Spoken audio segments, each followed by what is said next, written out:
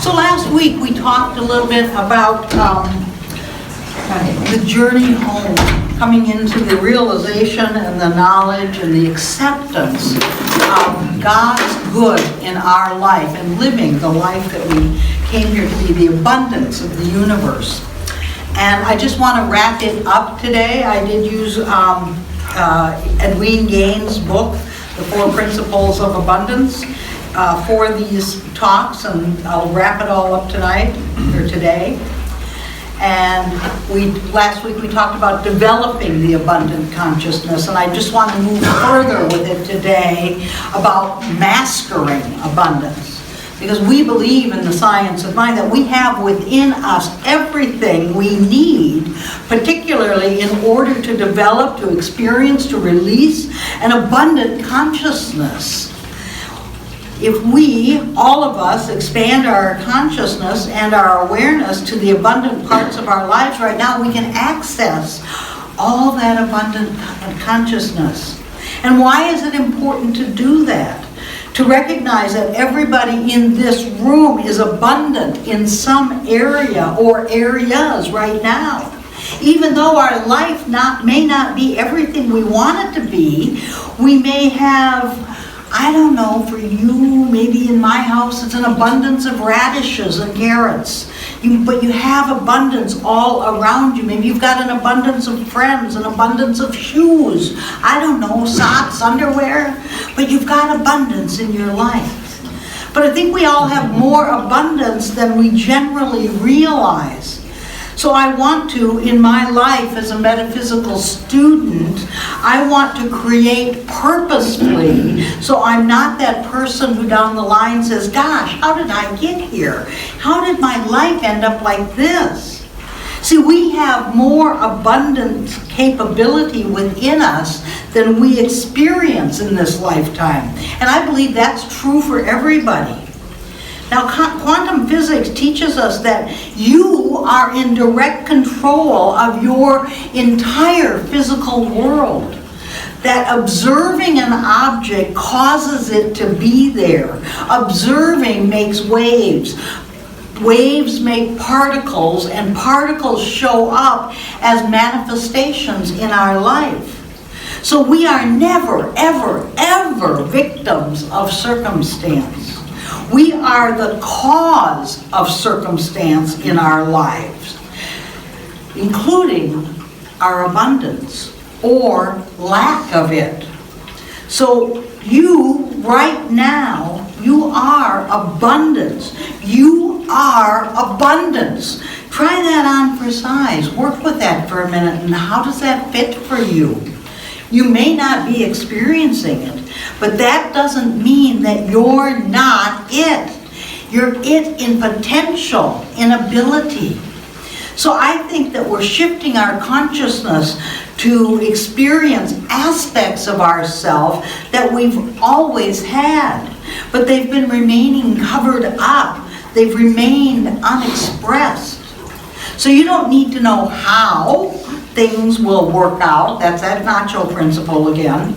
All you need is desire, intention, and knowing that it is possible.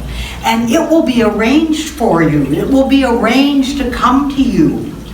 See, the universe organizes itself around what we intend to have happen. So I think abundance is brought into existence by us seeing it. And so I often talk about walking my dog, and when I'm out walking my dog, I'll notice an abundance of leaves, often on the trees. Now I'm noticing abundance on the grass, particularly in my yard. And an abundance of flowers in the people's yards, and on and on and on. Just an abundance of good everywhere I see. And it was early this morning, it was, with the dog, and I was just thinking how blessed I am to be in that percentage of the world. And I believe that we all are, that percentage that is more abundant than most of the people on the planet, regardless of what our personal journey or our personal struggle may be today. So I think abundance is brought into experience by looking for it, by the certainty of it, and by having some faith in it, and also by giving it attention. We give it attention because attention is what creates it. So in quantum physics, again, it already exists as a probable wave. But you now cause it to be a definite thing. You cause it by giving it your attention. That's how that happens. So the universe has no shortage of anything, and neither do you. And I think it's really important that we think of ourselves in that way, that we do not lack for any good thing. It's not hard to get money. It really isn't. Criminals and politicians do it all the time. Maybe that's the same, criminal and politician. But it's not that hard. And I do want to say that there's nothing wrong with having no money. There's nothing wrong with having no money, as long as you don't think of yourself as a poor person, because that would be a mistake. Think about yourself abundantly. Speak to yourself like you are an abundant person. Approach everything and everyone abundantly. And what I think is essentially for us, because I really believe this is how it works, is to know that you bring something of value to everything that you do. That's important, because even Louise Hay back in the day, she told us that true prosperity begins with you feeling really, really good about yourself. And so when you know that you're bringing something of value to everyone in your life, in everything that you do, that cannot help but make you feel good about yourself, and it's easier to prosper. There are a couple categories that people fall into, and so if you fall into the I'm gonna make something out of my life category, or you may fall into the category of I'm gonna get something out of life category. And I believe that people who are here to make something out of life do infinitely better than those who are here to get something out of life. Because one is about the energy of giving. And if you give, you have to receive. But the one that says I'm here to get something out of life, that's a different energy, isn't it? That's an energy of taking. And I don't think that ultimately serves us very well. You know, in the science of mind, we talk all the time about how there are spiritual laws, and that those spiritual laws govern our life. And people will often come to me and say, you know, I just feel so overwhelmed with my credit card debts, and I'm just struggling to pay my bills, and I can't get beyond living paycheck to paycheck, and I just got to change these situations. Well, part of how we do that is we have to abide by the spiritual laws that govern us in order to achieve a true abundance, a true prosperity. Because abundance and prosperity is not just about money, but it certainly includes money.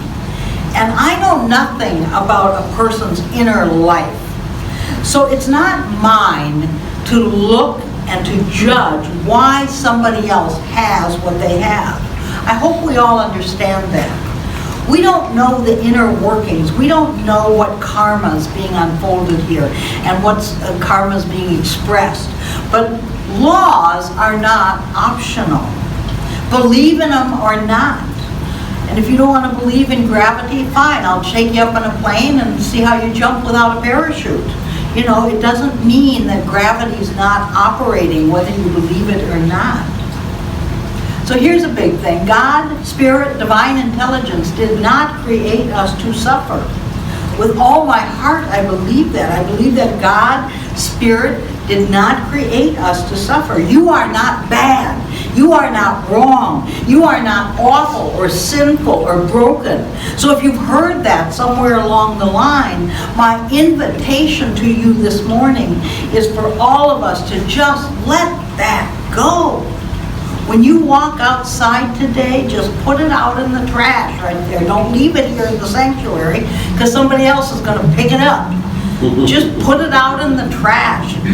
God's Spirit, divine intelligence did not create us to suffer. And God is right here, I believe, in this moment, within us, surrounding us, embracing us, connecting us.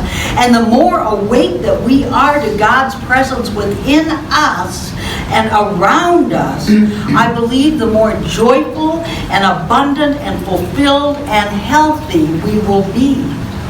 So I think our job then is to accept the good that God intends for us and to be able to receive it. Spirit's trying to give to us all the time. Our job is to just receive it, be aware of it, and receive it.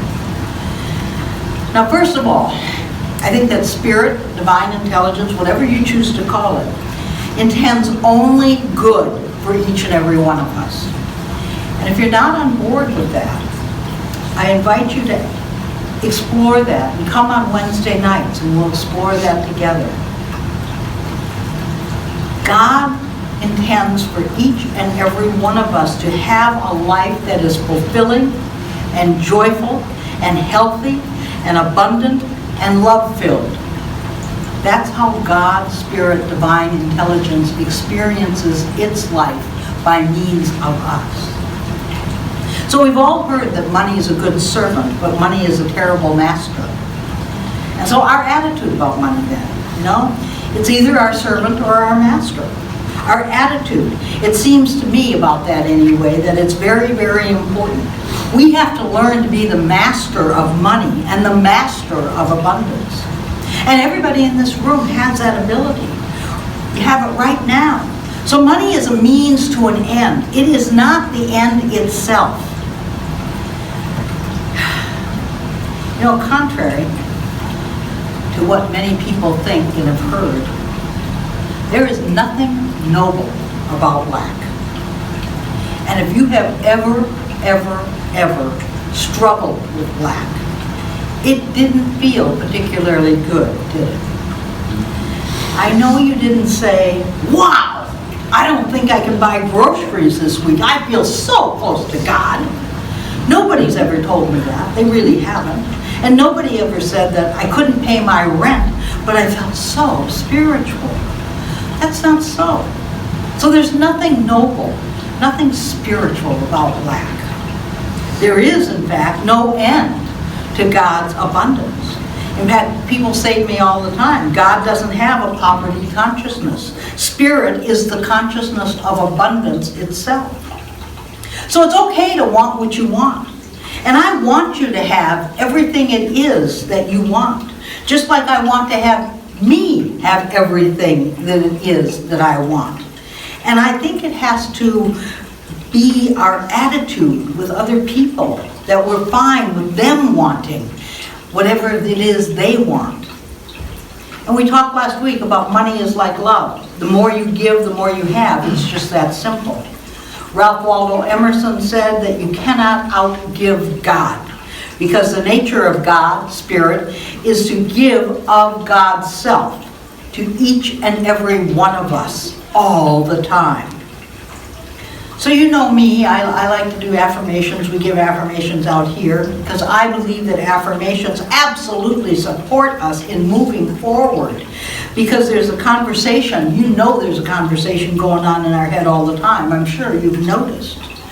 And that conversation either supports us and supports the light and love and abundance and creativity and moving forward and expansion, or it doesn't.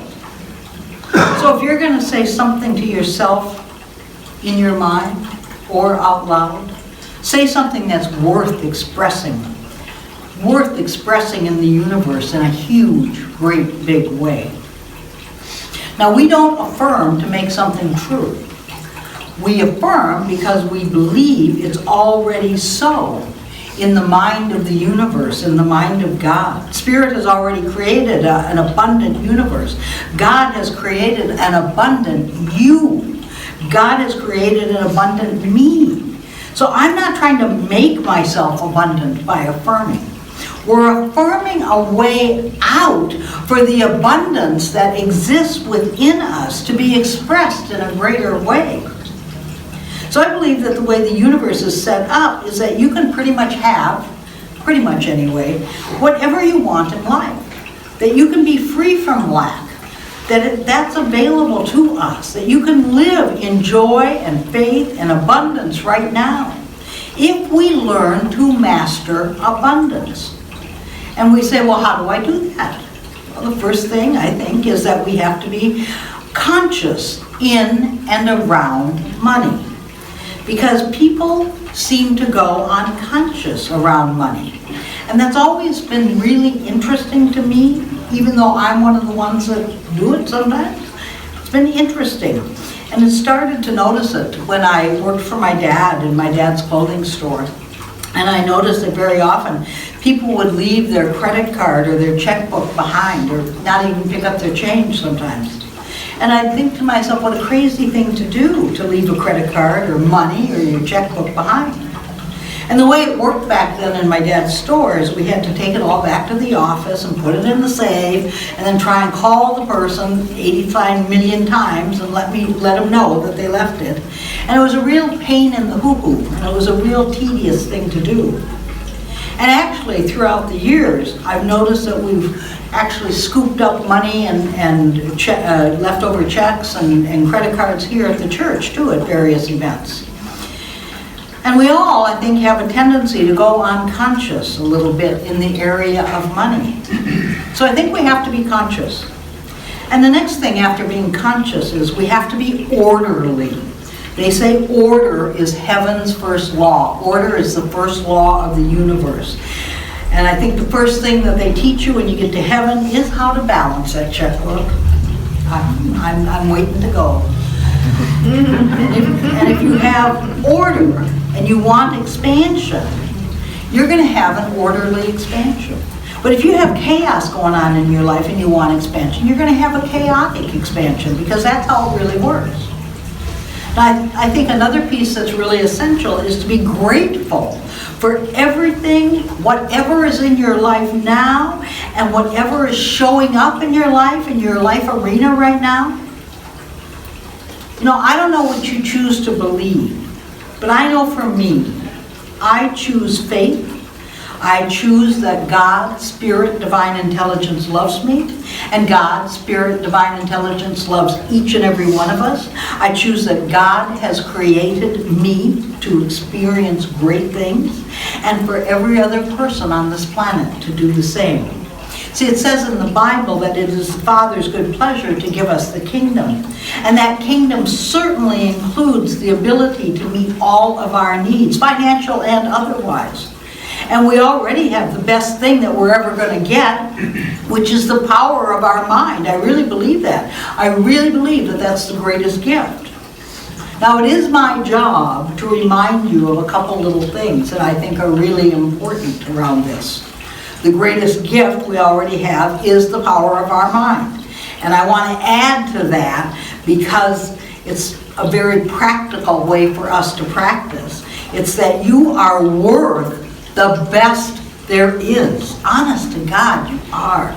You are worth the best there is.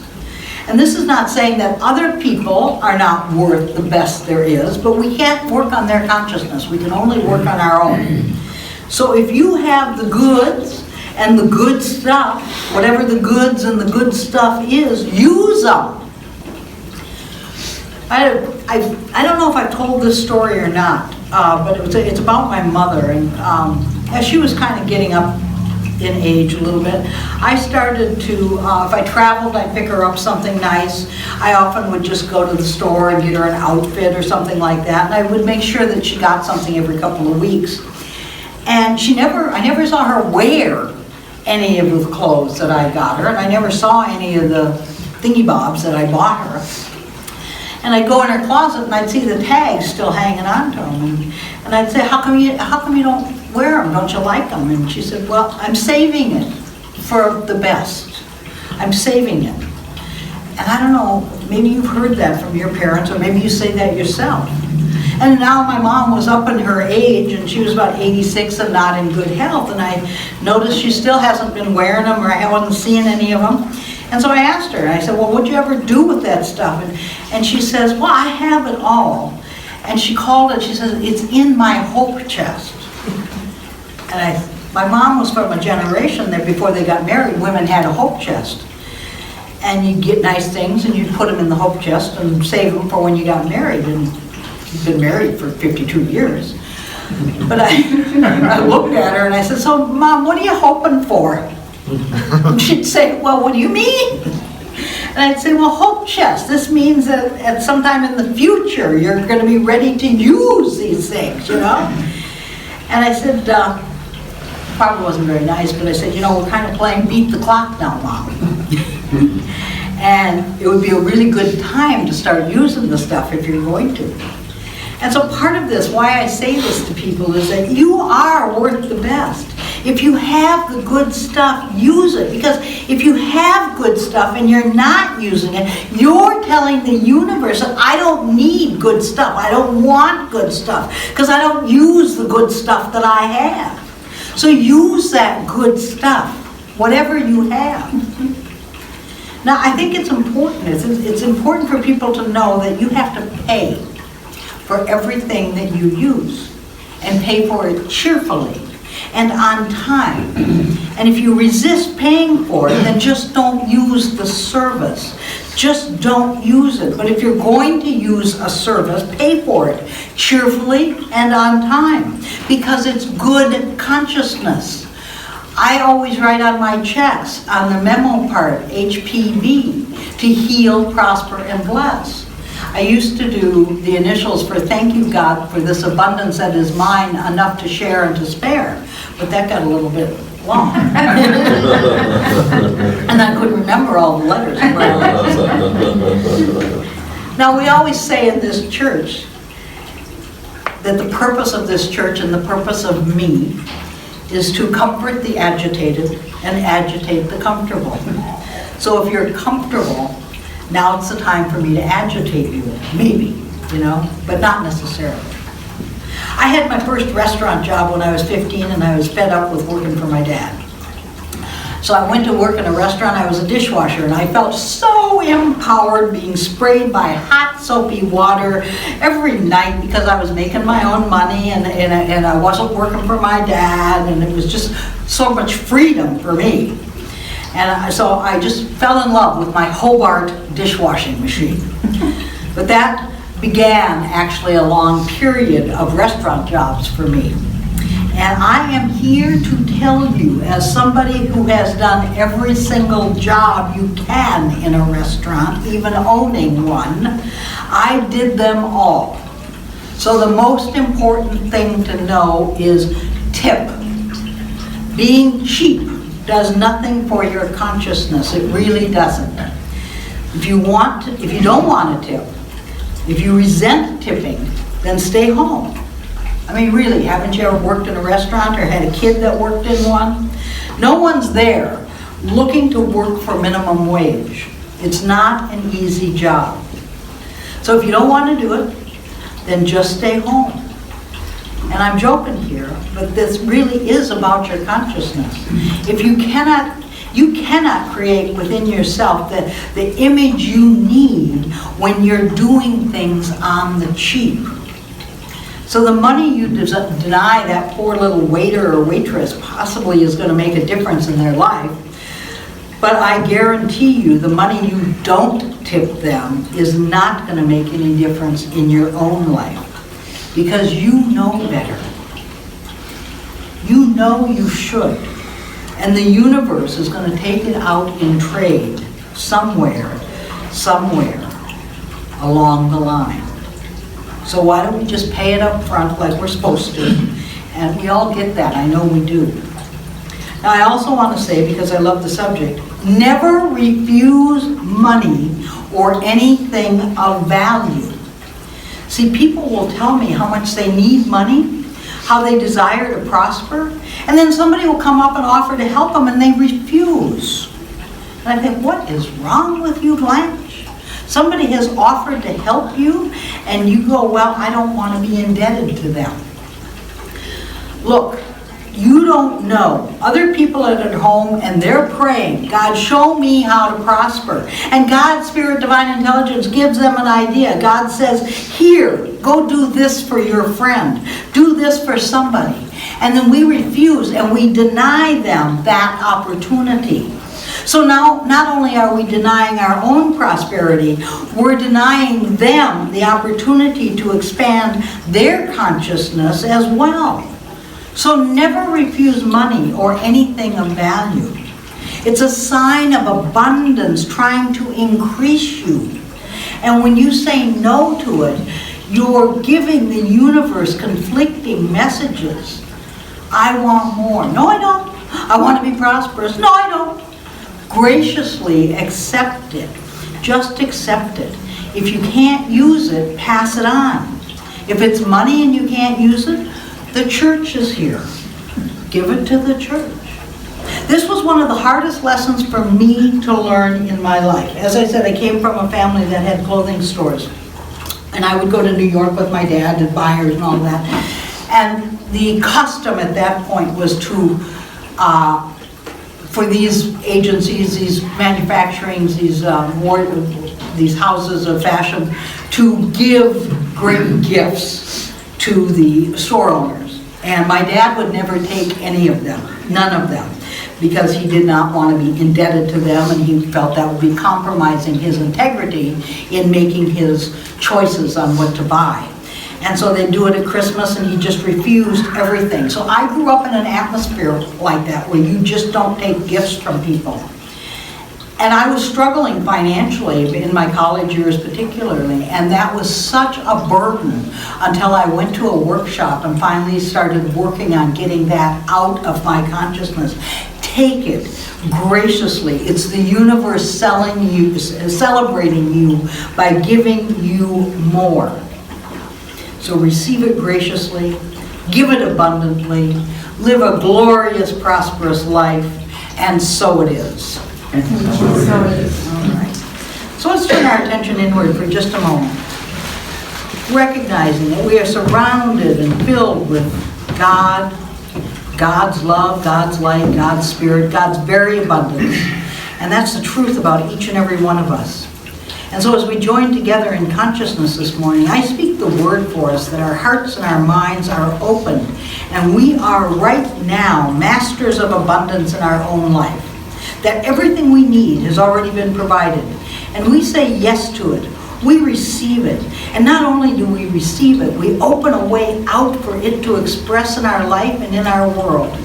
So I claim for each and every one of us that we are abundance now and always. That all of our needs are divinely met. And we stand as an open, willing, receptive vessel for God's good to flow through us out into the world.